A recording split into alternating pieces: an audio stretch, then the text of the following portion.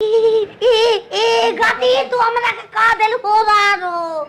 अरे ले जाली सही चैत में हम बिना पलंग गच कैले मुंहे वाला हो गई दी 22 साल अरे उम्र बाटे 18 साल हमके चुमे दयापन गा आव नहीं न लरावा हो ई जान बतोरे नाम जानी अब मत तर पावा हो ई जान ये नाच तमाशा चल रहा है ये हॉस्पिटल गतिया ओकर माई के तू ओरे ओकर माई के अरे सोन तो सॉरी मेल बड़ी घरे नहीं लड़े झगड़े के बाद हां ये पुल हां रुकिए स्टार्ट करने दीजिए मशीन मुंह में लगा के रखिए चलिए तू ही कहला बात तारा चलते पिया तानी पियत नहीं चेक होता है तंटानी को दुगो अरे लगाइए नीट नहीं के लगा तू चॉकलेट है मुंह में लगा के रखिए चेक कॉटन डॉक्टर साहब का कर दे तोरा तोर माई गे डॉक्टर साहब ढेर तबीयत खराब है देखी सुई हुई लगा दी बढ़िया से हम जीत नहीं की हो बाबू मुंह गई नी एकर माई के फिर ऐसा नहीं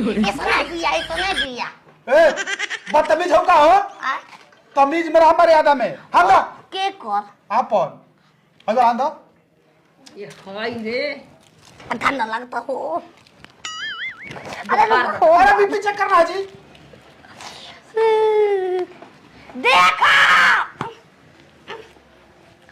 देख लो प्लास्टर हमारा हाथ होता ठीक हो जाए शांति से रहिए पागल आन दिल में घर वो सही चिल्ला ले अयो मई हाय दुगो नहीं खेदा बाजात हौ दबाव तो अरे शांति रहिए जी माथा खराब आवा मत बोलो तो हमरा में साइकिल है इधर से यहाँ घाटी ऐसा तो कलो की साइकिल हो गई दी पकड़िए इसको साइकिल लेकर आला बनाता चुतराम बोल रहा है कि आली चीख खुदा पे अरे मुता गनी हो बाबू जा चेक करत नहीं कि हवा भर गई कुछ कबू हवा भर गई निकोल तो बड़ी ढेर तबीयत खराब का दे 80 से 120 में जाता 80 से 120 खाती विटामिन के गोली ले बाब का करब इनको बुखार बहुत ज्यादा है ठीक है हां इनको इंजेक्शन लगाना पड़ेगा इंजेक्शन मने कुछ ना ए डॉक्टर साहब लगा इंजेक्शन मने का होला हो बाबू डॉक्टर साहब की पराली पर फसरामा बहुत देलत रे माईया इनको लेटाइए सुई लगाना पड़ेगा के मन ये सुई हां आई हो बाप ठीक हो ये सास में मादी से खटिया पे गिरल बताओ ठीक हो अब हम चलेंगे खड़े रहेंगे गिरेंगे ना गिरेंगे ना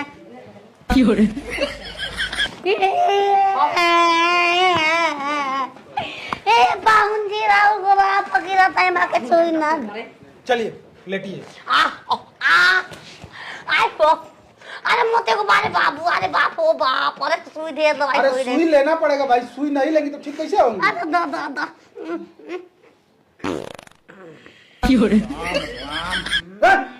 दा कहाँ छोड़ रही हो जी पैर से सीधा करो कैसे नसी तब नहीं सोच रही थी ओए कहाँ इतना गंदा गंदा क्या छोड़ रही जी हमके सुई देबो त हम हग देबो दे रात आली लैटरिन लगा है हां जाकर फिर के आइए दिलवा के लाइए आ लेती ए भला को खा के आ रही हो मैया न तो बचा ना रहती बाबा भी गलती लगवा दी नहीं पर हगूंगी पूरे हग लेंगे खराब ना हुई दवाई अरे जल्दी लेके आइए भाई के हां हगा के लेके आई फिर वो आवाज जाई सब का। आ मोले चली घरे हां आइए जल्दी से हग ले मैं हग के आया चल जल्दी सुई लगा ले तब ठीक हो कभी जा हम हग के आवत आई जल्दी हग ले ना ठोक ठोक के हां ठोक ले बाप रे घर से परेशान हो तो करी में जाता कतरी में जाता घटिया सुई काल तो ये जे लेट करब ना जाए जाइम ने नो की अरे रहरी के तीन पाता तीनों का चनार हो, रहरी के तीन पाता तीनों का चनार हो, है छिनारा के तीनों बहिनी तीनों के तीनों खिला रहो, है छिनारा हगी बोथब छिनारी सूत लेते तन की पते ना चली। हाँ ए ओ सोरो बेराम बड़ो रहरिया में सूतो तो बिछावना बिछा के यार हल भी ना करे सास माई न पेता हगत त पेता दुखाल त कोनी आराम करी तंग सटा गइल। चल तब सटा गइल कहां घरे चले के घरे हां चल चल सॉरी खुश हो गई रात बिया घरे चल भो हई बता छिना के हमक सुई दर मार बजे बिया ना रानी सुई ना घरे चल चल चल सास माई सुई ना ना सुई ना कसम खा त कौची कसम अब वो चीज के कसम खिया के ले खलू अब कौची कसम अपन गार के कसम खा अगो जे हम के लेके चल दटकंता बसी कबरो चल ना ले चल बच गई नींद जती हमारा पगड़ा दीवान ओरे बाबू से बात न जान ओ मने प्यार बोलती है सरो अब समझ में आइल की तरह आवाज ना तर हद हो गया मैं हम ना जे भो घरे चले के तू ठीक कर ना। हाँ डॉक्टर जी पेटो दुखाला का करब हम तो परेशान हो गए बनी 5 साल हो गए हमार बियाह कइले आज तक से को बच्चा के मुंह ना देखनी हम।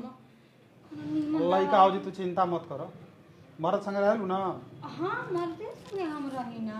गवही बा ना। हाँ वहाँ पे गाँव ही रही ना कहीं कमाई ना खाई ना गति कसम खा के लेके आ गइलू मेडिकल से दवाई ले लो। तार बेल सरकाई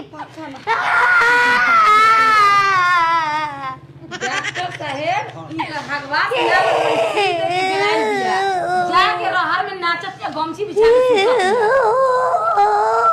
तो सुई ना लीहन तो कैसे इनकर बुखार ठीक हो? अपने ठीक हो जाए भतिया वचन में तोल दिया रे।